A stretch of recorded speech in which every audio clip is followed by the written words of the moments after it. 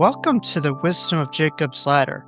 I'm your host, Jacob Cooper, best-selling author of Life After Breath and the Wisdom Jacob's Ladder.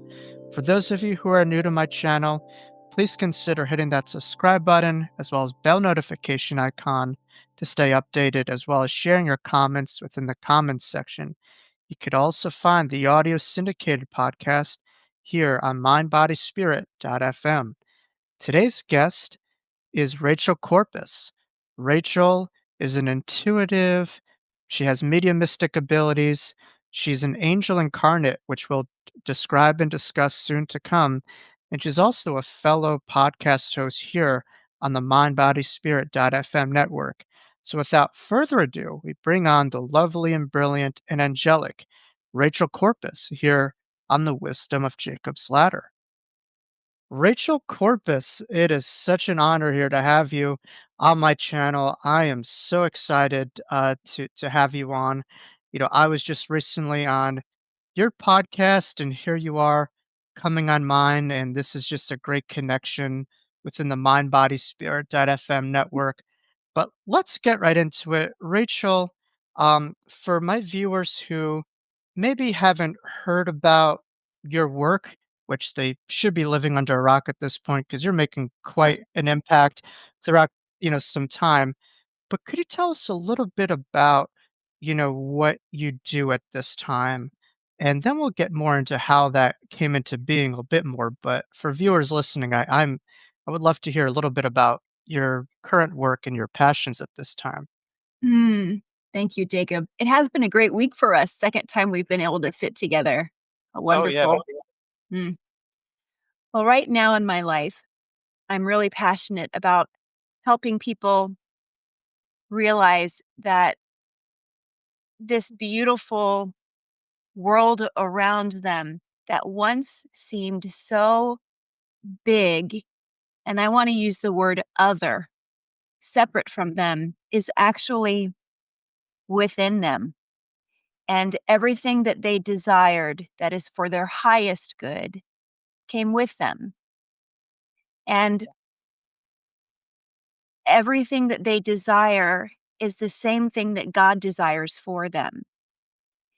And that they have that same desire that God wants for them because they are also part of God. They have that same DNA structure as God.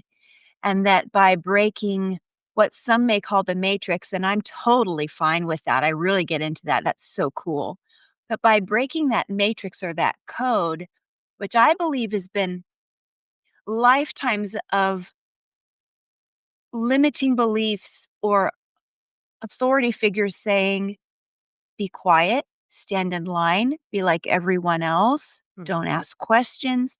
But by breaking that within love, right? Not altering the concept of love, doing it in a loving way for ourselves and everyone else. But by saying within that we can say, but who am I? Why am I here? We can begin to lovingly alter our own matrix and discover, oh, everything I desired is within me, and with my thoughts and my proactive actions, and by knowing God in my own intimate way, I'm constructing my life. And so, what I do is I blend, I'm going to say quantum mechanics, not for dummies, because nobody's a dummy, but for everyday people, Mm. and everyday practices. Like, for instance, sometimes when we're asleep, we may know the moment when we're having an active dream and we say, oh, we're dreaming. Well, we also have those moments when we're awake. So defining those moments when we're realizing, oh, there's a timeline shift right here. And I can grab it and I can decide right now which way I want to go. And I can grab this timeline, I can grab this matrix, and I can do what I want with it. I can help people do that. I'm really passionate about that right now. And I also get to help people connect with their ancestors and their guides that are no longer inhabiting their beautiful tailored bodysuit. but they're still here because we're all made of spirit. And so I guess my role here is to help people realize they're more expansive than their body. And I love that very much. And I learned when I was 4 years old, Jacob, that even though I'm not one that loves titles, because I don't think we need them, I am an angel incarnate. Because I had an accident with my parents. We were in a car accident. And when I left my body, the angels told me, "Oh, you're from here. You are a seraphim." And so from that time on, I have lived into that mission, sometimes just by being a person and sometimes living right into it. This is who I am. This is what I do. But I would say, to answer your question, that's what my life is like. Sometimes in a microcosm, just being a mom, putting my socks on, and sometimes in a big way, how I help Wow. people. You know, I've been going on a deep dive, all things Rachel Corpus, these last couple of days, and I've been getting so much out of it. But we have so much in common from having these incredible Yeah. transformative experiences at such young ages. And I'd like to get more, down the road into that experience. But beyond that, you said a lot of profound things, and I'm trying to triage, all these gems that you just dropped. But I'm having a hard time because you have just in this first couple of minutes just bestowed us with such beauty and guidance, and I'm sure so many viewers will take in your every word. But you mentioned something that I, have been studying right now as a hypnotist, which is that in regression therapy, that some souls are more of an earth-based nature. Some Mhm. souls are more from the have a higher degree of resonance to the angelic realm, and some are more interplanetary, where their souls are more of the galactic nature. It's and so for viewers to, hear this, there's like a song by I think Christina Perri called "You're Only Human," and I always say like, "No, you're not, because you have so much more to you." Like for you being an angel incarnate, what does that mean versus maybe someone next to you, and how has that awareness shifted your life to really know your identity? And what does that entail? And for viewers listening, how may they know if they may be angel incarnates as well? How could you know that? Mm. I have learned that everyone here is something special. No one here is just a human. No one here is just anything. We have all, before we decided to incarnate, and hear those words, before we decided to incarnate, it's all choice. Mm, Source loves us so much that we always have a choice. And so before I don't I don't know everything. I don't know anything.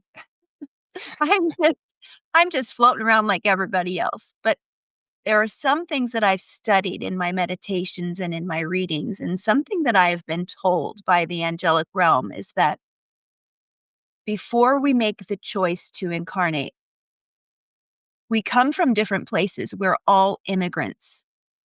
This is mm, not a political statement. We're all from somewhere. And then we take time to design our life, where we're going to incarnate, who our parents are going to be. Will we choose the same ancestors as we did before? And so, what I've learned sitting next to the person next to me is that, sure, they may have not had as many incarnations as the person next to them. They may be from Pleiades. mm, They may be playing a role as what Dolores Cannon called a background soul, which is someone who just eats, sleeps, goes to the bathroom, does it again. But that's still a very deep soul. They're just playing a role this time. Within that background soul, they're a very deep, deep rooted soul.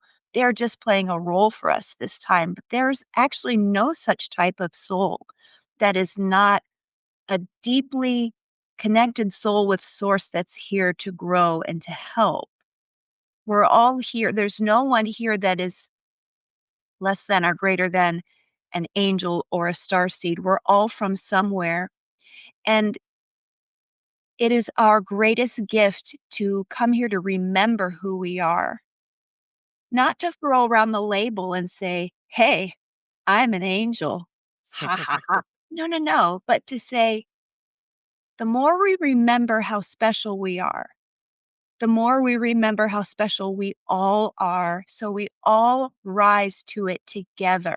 So our whole planet ascends to this beginning. It's like in the beginning of everything, everything was light, everything was the word, and the word was God. Everything was perfect. And it still is, but we've forgotten. And the more we remember our goodness inside, that like a crust of I'm no good, I'm worried, I'm fearful, that gets taken off. And we start to remember, oh, I'm from somewhere. Oh, I have this goodness in me. And we all start to raise our frequency into the awakening again. And that's what it's all about. So I would say to the person next to me who thinks, well, I'm nothing. Yes, you are. Start asking God, show me. And when you ask God, it's not always talking outward, it's inward. Go in because that's where God lives. God might show you his or her God's presence through the bloom of the flowers and the sunshine. That's evidence of God, but God is within you because that's your who created you. Mm. Gosh, Jacob, that was a long answer. I apologize, but I loved every single word. It's so pivotal for people to remember who they are. yes, That will why we're create here. such a shift. For you, did you always remember who you are? Were there moments that you forgot and Oh, yes. remember? Yeah. I well, I know, let me be clear. When I was little, I knew I was different, but I certainly didn't think I was an angel. Not until I had my near-death experience, and then I remember walking around the angelic realm, and I had this feeling of, "Well, this is cool," and I kinda remember it, and then it started to click. Oh, this is I had these kind of 2 brain waves going. I was still in my four-year-old consciousness, but I was hearing an adult voice that I didn't realize was my Rachel voice right Mhm. now. Like, "Who is this grown-up? Who is this grown-up?" Oh, it was me. And those 2 consciousnesses were were going about, and as this one was taking over, I was starting to realize, "Oh, that's my locker. Oh, that's my desk. Oh, there are my work shoes. Oh, that's right." And so as that was happening, I was starting to remember my angel body. And then when I zoom that out to the rest of my life, I will tell you that when I was back in my body,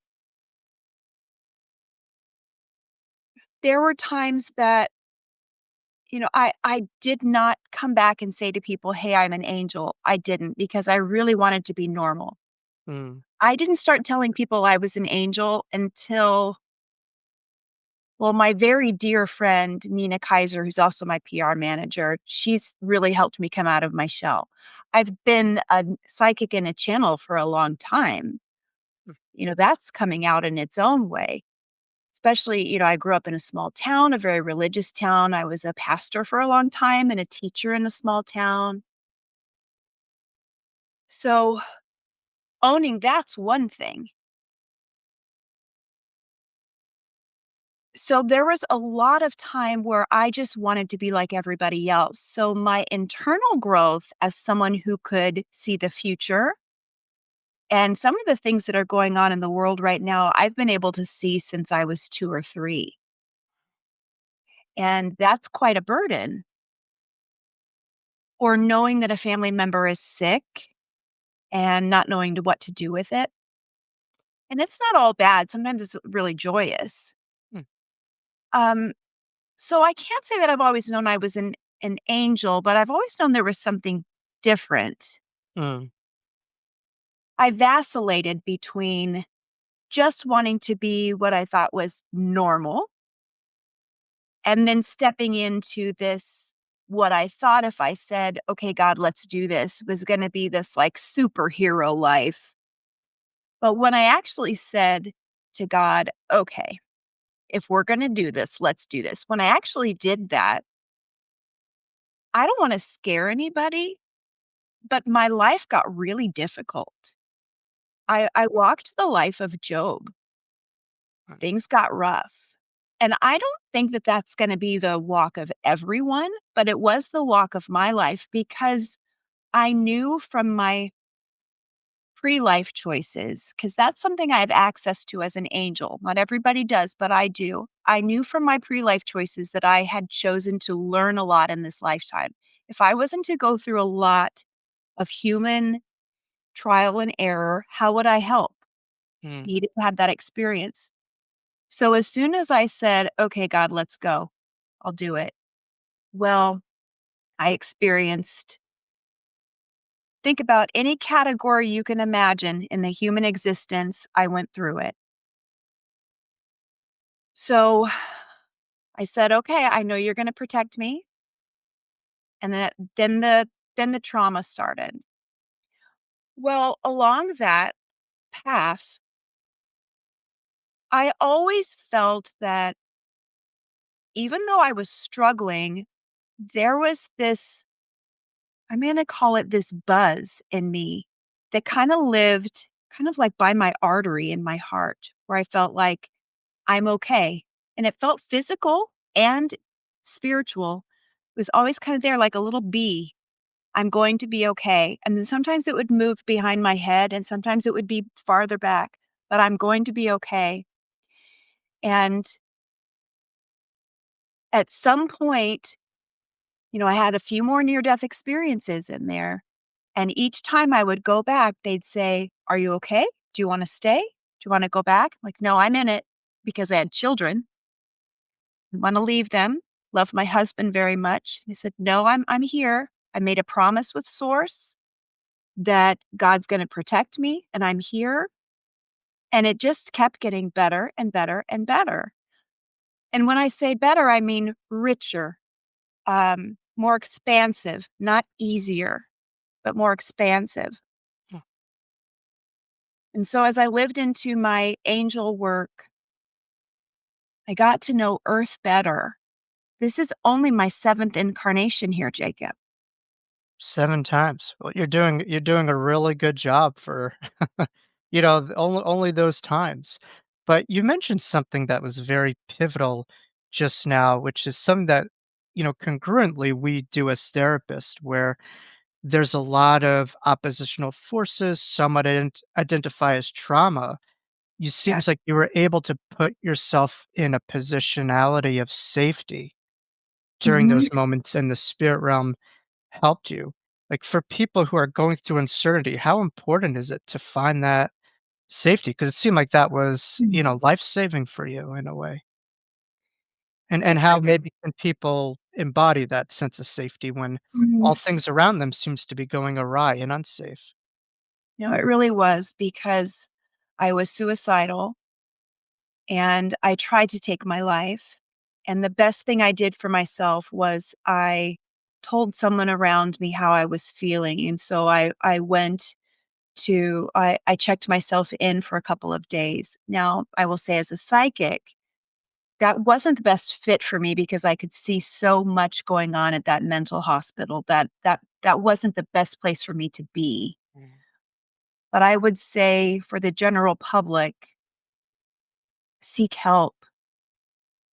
Just ask for it and let your angels, your ancestors, your people around you even if it's not the right help in the moment, it's some help. It'll get you to the help that you need. And that's what I needed. So I just, through all I was angry and tired and snotty. I just pulled my tea bag out. Messy. I was messy. Just stained my pants. Oh, Through all of that, I must still have some unresolved stuff. this this Through this all this is organic and life on life's terms. Are you okay? Yeah, that's so funny. Uh, It's so funny. So, through all of that, I just asked for help, and, that's what people should do. They should just ask, and when you ask, your personal angels that everybody has, they will help you. But mm, we get to ask. We have to ask because we have free will. That's the key. mm, And we feel so alone in those moments because when we're born, we have this myth that we are alone or that we are other, but we're not. That's the joke. We're not. And so our angels, our personal guardians that are assigned to us, they're like, okay, when are they going to ask us? Come on, come on, come on. So as soon as we reach out for help, whether it's for 800 number, trusted friend, you're actually talking to them. So they can say, okay, let's move. Come on, let's go, team. Let's go. mm, So just ask, even if you're saying it to the air. Okay, God, I need you. I need you. Something will happen. I guarantee. It may, and this is not as magical as this earth is. And I tell you it is. There is a time gap here. So when you say angels help, it might not always be right away. We're not living in a movie. Give them time to help you. So give it a day. Go rest. Go put food in your belly. Pay attention to your physical needs. Sleep. It's okay to sleep. Get off planet through sleep. And also, I learned that one of the best things I could do was not avoid my feelings, that I was safe to feel my feelings. That was okay. Wasn't going to get worse if I allowed myself to feel my fear. I learned to move through it, Jacob, instead of deny it. And that's actually something that I get to help people do now is safely feel what they're feeling and then realize that a lot of what they're feeling doesn't actually belong to them. We're so empathic now. It may belong to the world or their ancestors and it's stuck in them. We can return that to the sender. You know, if it's in their subconscious beliefs, we can pull that out gently and give it back to the person it belongs to. But that was my process.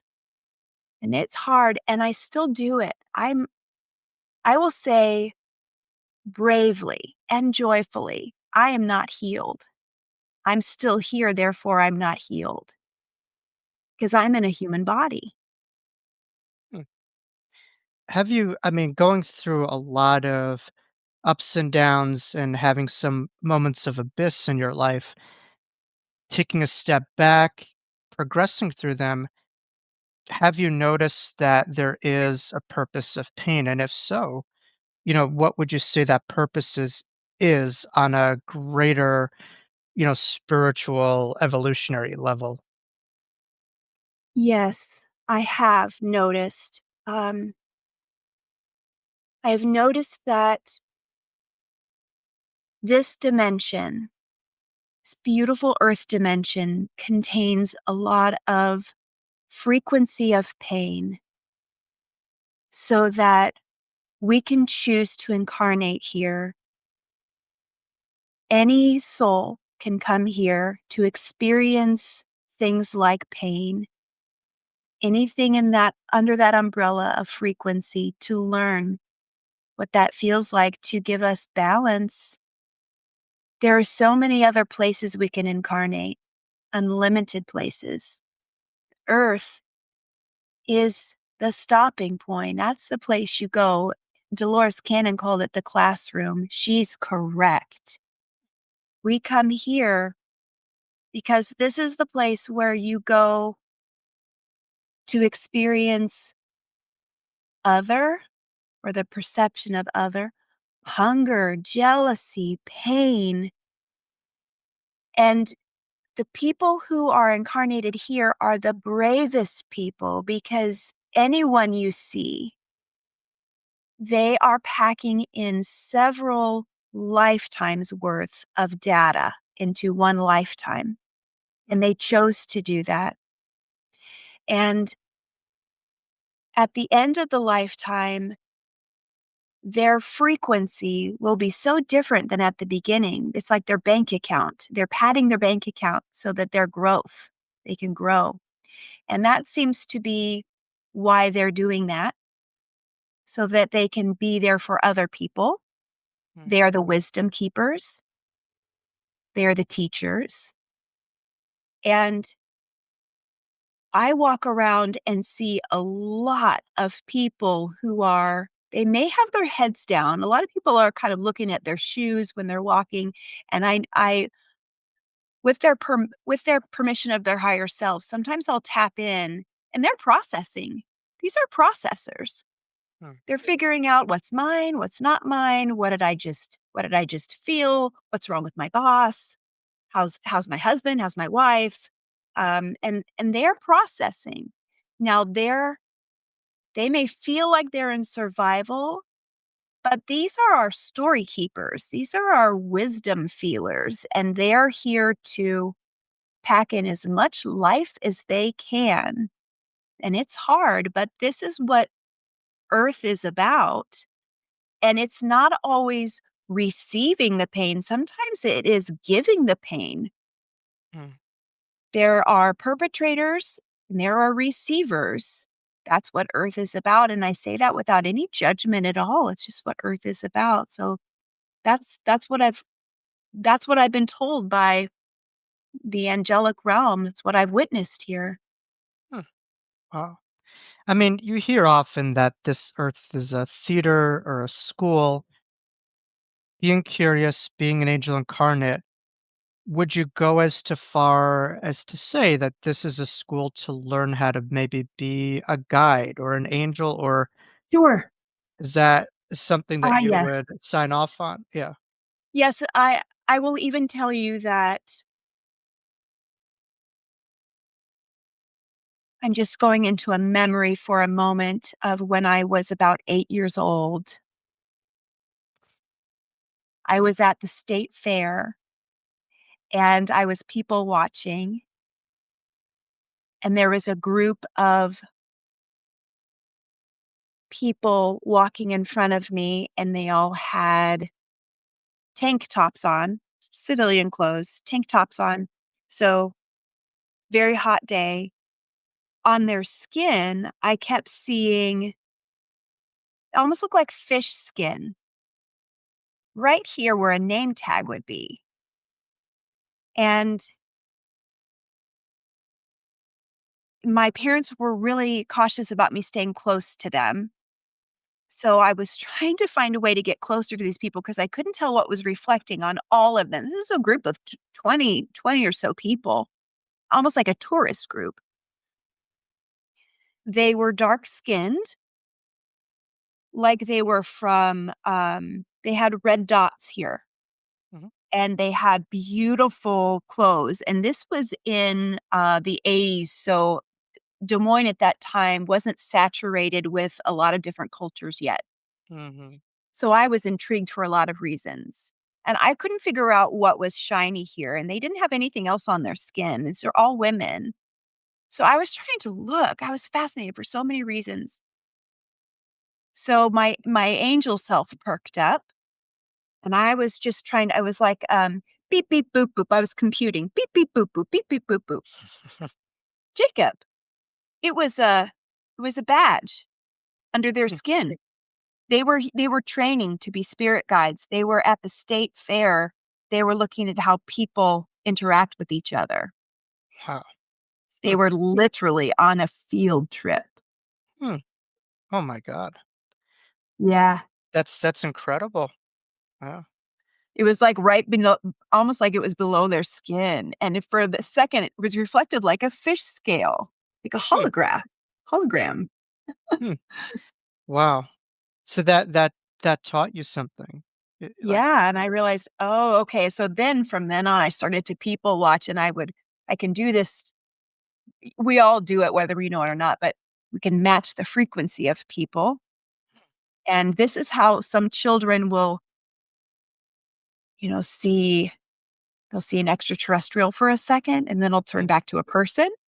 hmm. Well, they're matching their frequency. We can all do that. I mean, do you feel that our guides that we have, that they match our frequency, that they chose us? Is there like past lives that we have? Um, what degree of magneticism is there within our own guardian angels or spirit guides, in ourselves? Have you been able to really understand? Are you asking how they're matched to us?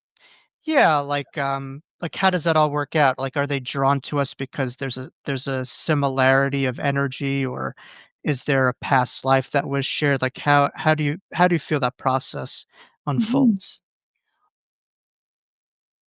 I know that there are several components to that, and it can be a shared past life. A spirit guide can be a shared past life. It can be a family member. Spirit guides, to my knowledge, are usually human, and spirit guides can even ask to be assigned to a person, or our guardian angels, who are typically not human, they can assign spirit guides to us. And so, for instance, one of my spirit guides is Dolores Cannon. I've never met Dolores Cannon, and she's not right now, but she was for a while when I was studying hypnosis. And I was really into all of that for a while. For about 2 years, Dolores Cannon was my spirit guide. Bossy, wonderful. So it was handy for my angels to make that connection. And then I really just stopped thinking about her, and I realized it one day, and they said, "Well, she's not your spirit guide anymore. We moved her on to someone else." Hmm. Okay, So, yeah. see how that works? But then another spirit guide I have is my grandma Walker. She'll always be my spirit guide, and that makes perfect sense to me. I knew her very well. Um, you can ask people to be your spirit guide. Absolutely. You can have spirit guides that are animals. You can have spirit guides that are famous people that you admire, because on the other side, everyone's equal, as it should be here. Wow. And then your guardian angels, sometimes people like to call their loved ones on the other side their angels, and there's no harm in that. Go ahead. They love that. Sure. I But love our it. angels, Yeah. yeah, technically, our angels have never been human. Just like I am not an anomaly. I am I am an angel. Like my if you were to take my tailored coat off, I am angel in spirit. I'm not human inside, but you know what? Nobody is. We're all spirit. And we're just wearing this human experience, if you look at it that way. Yeah. Mhm. It's interesting because the second I heard you speak and I just took a look at you, I said, "Wow, this is someone angelic," and not really knowing the full background, but you just had this angelic vibe, and I don't know, it's like there's this singer that I, just saw in concert. I don't know if you ever heard of her.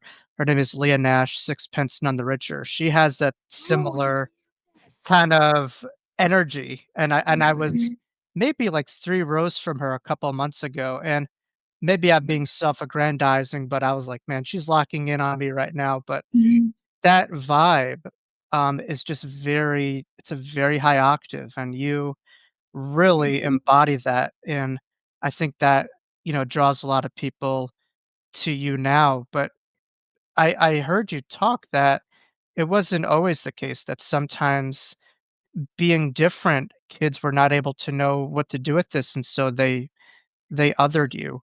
My first question is, going through this as a child, what could parents know with maybe their children? What are they maybe missing? And, for, maybe spiritual children, like, what's the proverbial uniformal survival guide for other maybe younger Rachel Corpuses out there who really are connected and are more comfortable over there, and they just, wanna be Mm. normal, so they kinda push that stuff away, and, how do they kinda generate the hope and the faith past some of the differences and pain that they may experience? Hmm. Thank you so much for asking that question. Yeah. Mm.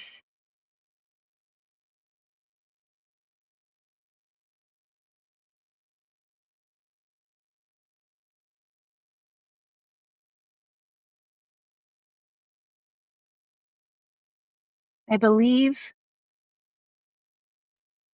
when I work with parents, what I hear from them the most, and also when I layer in my own experience as an angelic psychic child, and just as a person, we all want to be heard.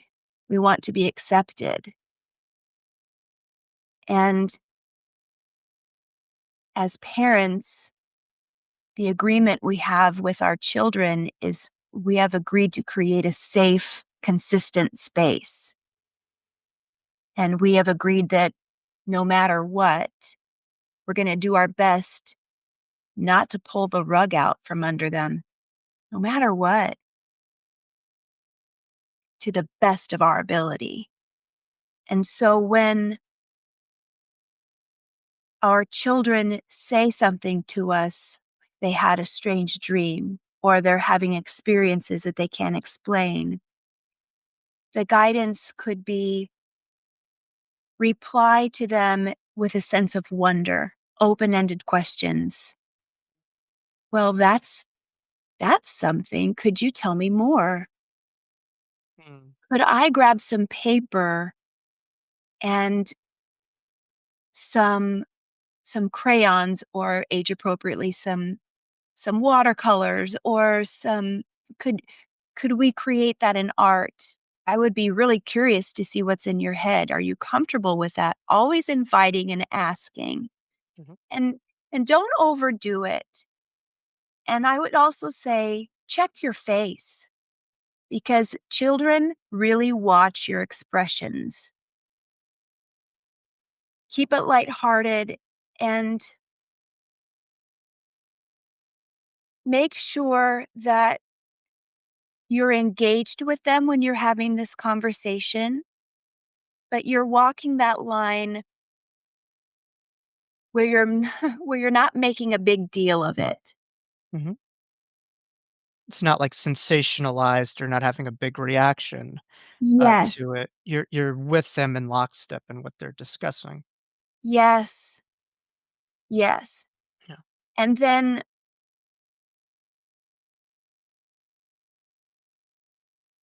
I'm just pulling a thought together here. Let them know that if they say, "M Mom or Dad, I don't want you to tell anyone," talk about what that's gonna mean to you. So if they're going to hurt themselves, let them know that if you can't keep that to yourself, let them know what that's gonna be like. Let them know what your limits are. If they're telling you something in confidence that you can keep in confidence, do that. Mhm, If you're their person of trust, then keep that trust. mhm, And then if you need help from someone who understands the supernatural, ask their permission, because the person, your child, is young in body but not young in spirit. That's important to know, and they're remembering who they are. And there is no thing and nothing to fear. And because you are the living, you have dominion and you have God on your side. And remember that God created everything. So even when things seem dark, God is in control of everything. Hmm. How and, it's just amazing psychologically and developmentally how influential those early years are Mhm. and how difficult of an adjustment it can be, not just being in this world, but coming from spirit into this body. And if you're able to be empathic and safe and have the right, just awareness of how to meet your child where they're at, I mean, that could be life altering in their Yeah, trajectory. Was that something that you had at home, or this was something that you had to find through the angelic realm later on, just in terms of that degree of empowerment and understanding? I had to find it. I had to find it. I had and have very good parents, Mhm, but I knew that they were on the religious track, mhm, and I knew that what I was experiencing was beyond what could be explained. mm, And I was shown what would happen if I was in my full angel body in front of my family, and it would be too much. So I did choose to keep it inside. And there were times I was levitating and walking partly through a wall. And so my journey was a bit different. And, it's one thing if you're talking to people on the other side, and, my parents might have explained that as having an imaginary friend. That would have been sad and isolating. I really did keep all of that quiet. I didn't tell my parents any of that growing up. mm, I didn't. Kept it wow, all in. I told a few friends, and some of that went well, mm, and some of it didn't, but I really didn't tell my family until I grew up. mhm, And that was my choice. I don't regret that because I know my family and they are supportive now to the best of their ability. But I'm going to say, with all the love in my heart, I parent differently because I know differently. And I have confidence in the parents of today. mhm, The parents parent collaboratively, they are more open. And I don't feel that my parents did anything wrong. It's just different today. wow. I think you could only run with the information that you were provided. Yes. Um, but yes, I think with every parent, the goal should not be a self-replication, but that next generation to evolve what you were given, Yes. and to do better. And I'm sure your parents must be so proud of the individual that you are today, Yes. as I am. But it seemed like for you, like like a big transformation from your story was meeting people who got you. Like when you met your husband, you fully there's a lot of trauma, it seemed like, with boys, and then meeting him, it was like, "Alright, he's not gonna ostracize me, like, Right. this is a handsome man who gets it," and, Yeah. like, that must have been, like, forget heaven, that must have been beyond heaven for you just to be understood. Right. Right. Yeah. Yeah. Here's this person who is, he's larger than life. He's human. He has his moments, right? But here's this man who just doesn't he doesn't really adhere to the norms. He's here for me no matter what, and he'll stick up for me, and that's that was orchestrated by God for sure. I prayed for him, and thank God, because I can tell him anything and he'll say, "Well, that's amazing." And he'll say, "I got that too." And he's very spiritual, he's very tuned in. Hmm, He meditates, he prays, talks to his angels. He has angel numbers tattooed on his arms. He knows You his fo angel name. you found the right guy, no question. I mean, there's how many people on there's billions of people on the planet, and why I believe settle with someone who's constantly gonna be belittling you, questioning the Right. vulnerability that you have, and it seemed like you found someone who was, able to really empower you to step into your being and understand you, and even if they didn't have the total understanding, being curious and Mm. and that's wonderful, but you think it's very important for people if they're with someone, like a big value is to have someone who's curious and understands you, right? Yes. Yes, I do. And, you don't even if you have someone who is not in alignment with your beliefs, have someone who's willing to listen and know that your partner doesn't have to what I love about my marriage is that we're 2 separate people. We're 2 independent people, Mhm, and there are times that I really need him, but it's that I want him, and he wants me, and we would be okay without each other, I think. But I don't want that, and I don't have to pull him into my belief system, nor does he. And so what I hear from spirit is when people are finding their partnerships, now more than ever, we're still sovereign beings. We don't need to find people to complete us in any way. We are still complete.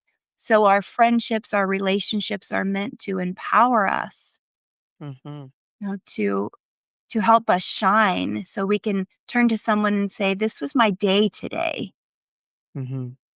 Yeah. I think a lot of people walk around like they're a half being and, like, Yeah. that's, like, the missing link, and Yes.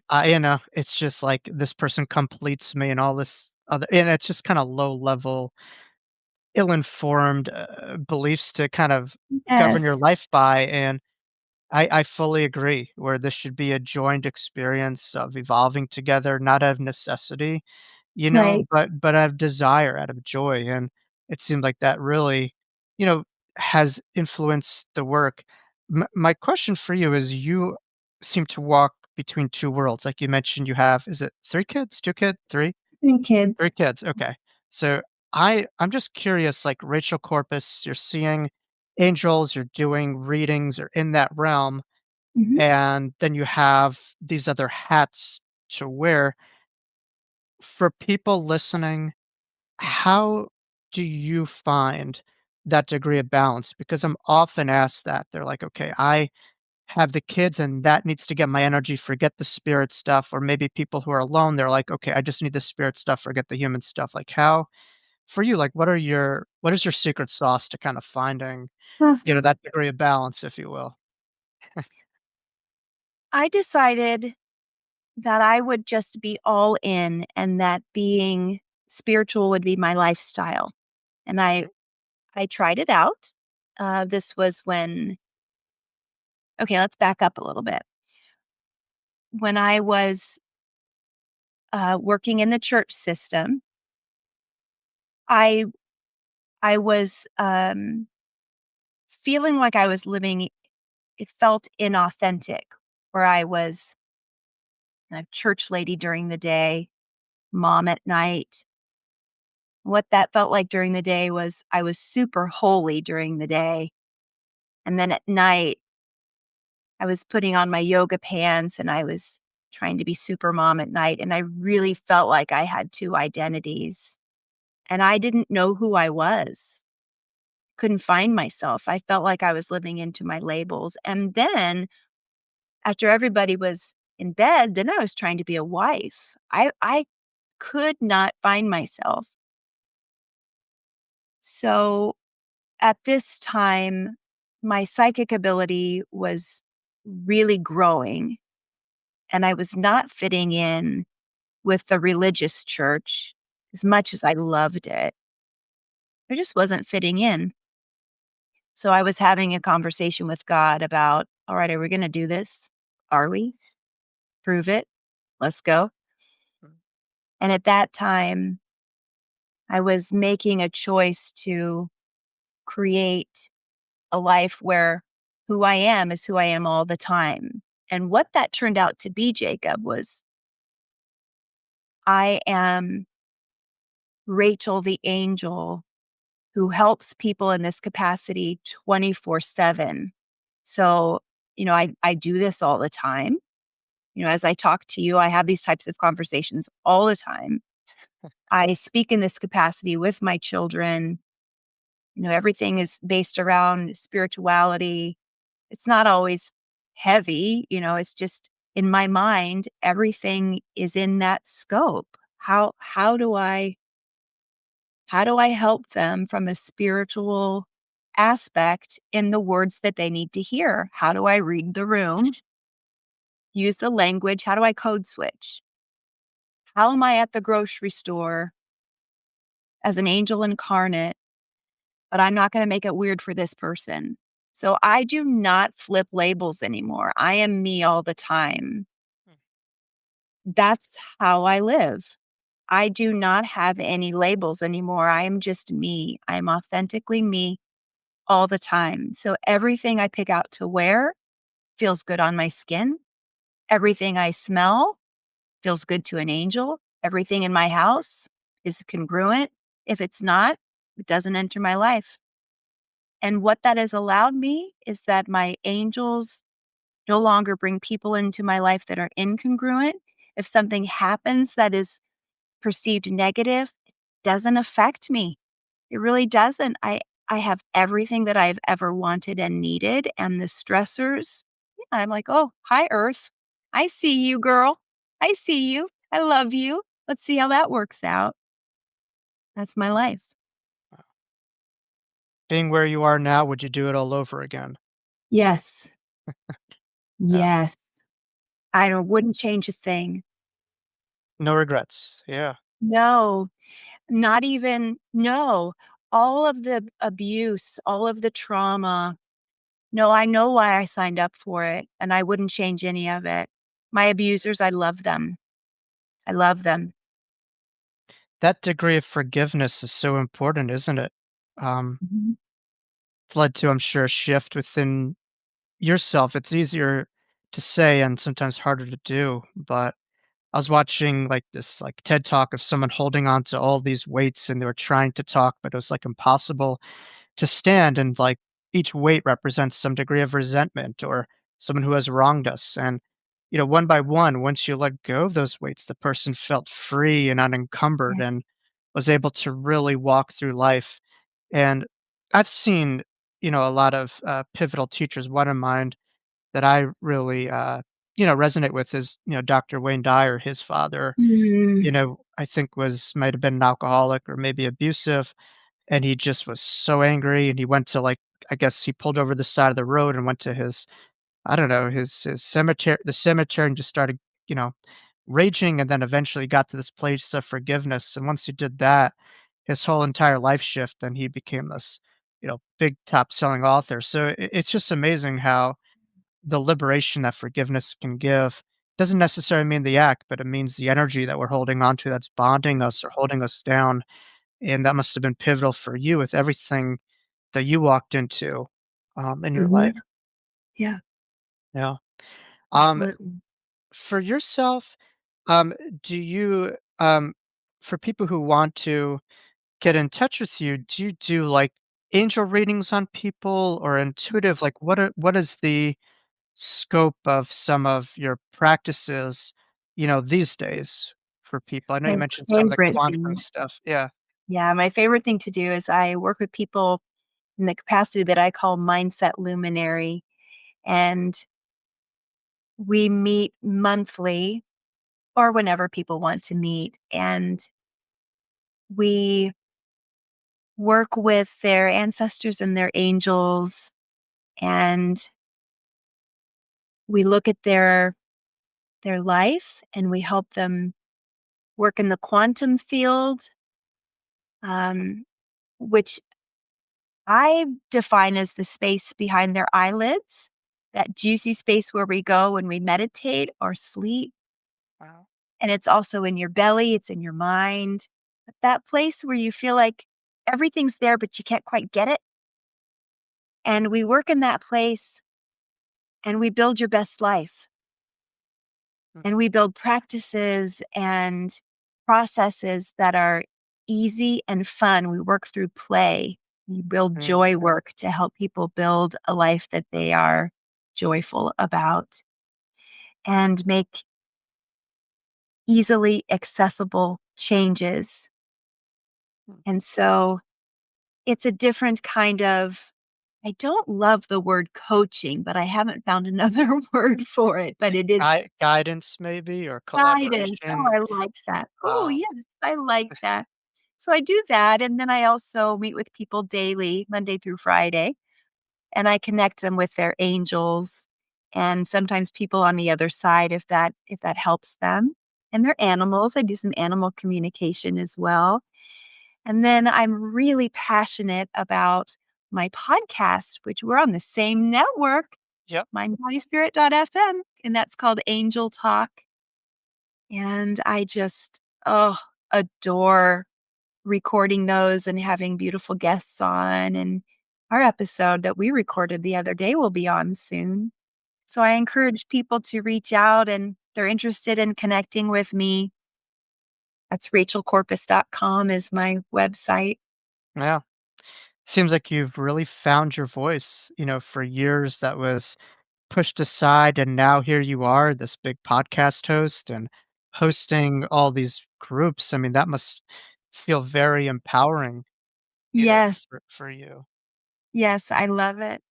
I know there's room for me to do more and I will. I just my life is so easy. I just wait to see what comes next and I know there will be more and I just say, "Okay, when it happens, it happens." I once heard a colleague of mine, his name is Jeffrey Olson, who also had a near death experience, and he had a quote that said from his NDE.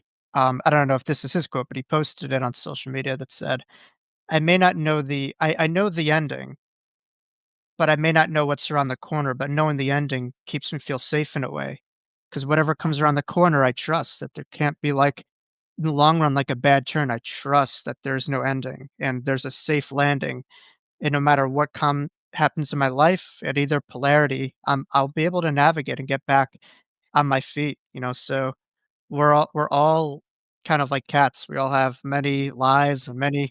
I see the cat behind you, and you're like a cat with how many near-death experiences. It's funny. I go to these things, and people like, "So, Jacob, how many NDs have you had?" I'm like, "1." They're like, "Oh my god, I had 6 or 7." I'm like, "You must be a feline or something." I don't, it's like, but yeah, that trust factor is so pivotal. Um, for people who, might feel alone at this time and they're feeling as empaths, just a lot going around.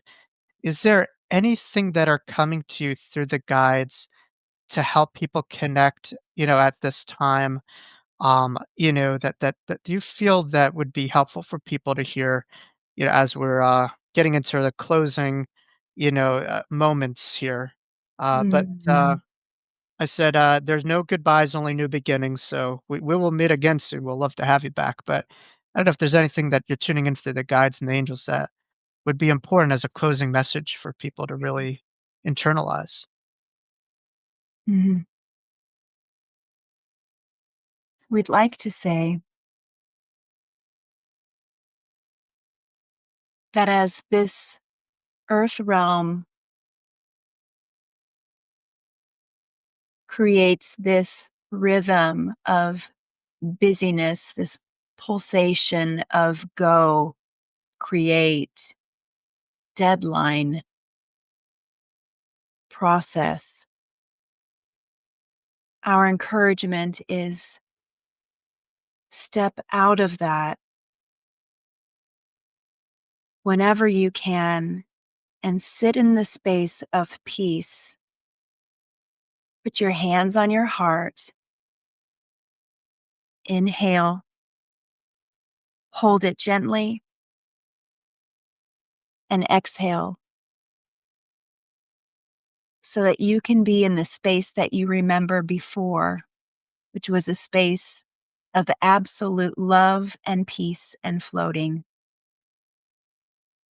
And if you can repeat this breath, breathing in peace,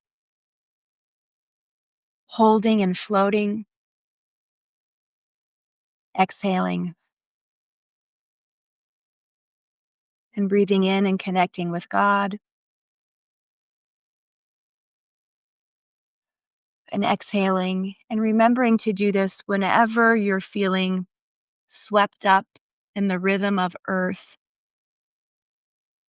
You'll find us there, your beautiful guides and angels and your team of helpers. And this will help you remember why you're here, to remember that you are not alone. You're here to remember your sovereignty, your gifts, and how wonderful and blessed that you are. And the angels say, we are so very proud of you for incarnating here on earth, and you're doing so well. We see you. You are not forgotten. And we know every breath you take. We witness you, we support you, and we absolutely love you from the depths of us to you. Mm. You're unconditionally loved just by simply being you. Yes, by breathing. Yeah. Well, Rachel Corpus, what a gift you are and what gems you have bestowed into all of our listeners. I strongly suggest checking out Rachel's website, which is all in the show information, as well as her incredible podcast and any of her upcoming work. We'd love to have you back at any time. Thank you for helping me out too. We needed to hear those words, and I'm sure so many really are taking in, the words that came through you from the spirit realm, and we're very inspired by your journey, and the continual journey that you're on. So thank you. Thank you, Jacob. We'll talk again soon. Absolutely. Thank you. Well, that was a fascinating, enlightening, deeply high vibratory and spiritual dialogue that we had with Rachel Corpus. I know so many of you enjoyed Rachel's pivotal, channeled, and guided words, as well as her inspiring story that she was able to share with us. And I hope it was empowering, uplifting, and inspiring as it was for myself. Thank you all for tuning in to the podcast. We hope to see you next time here as we continue to evolve and elevate on the wisdom of Jacob's Ladder. Thank you all.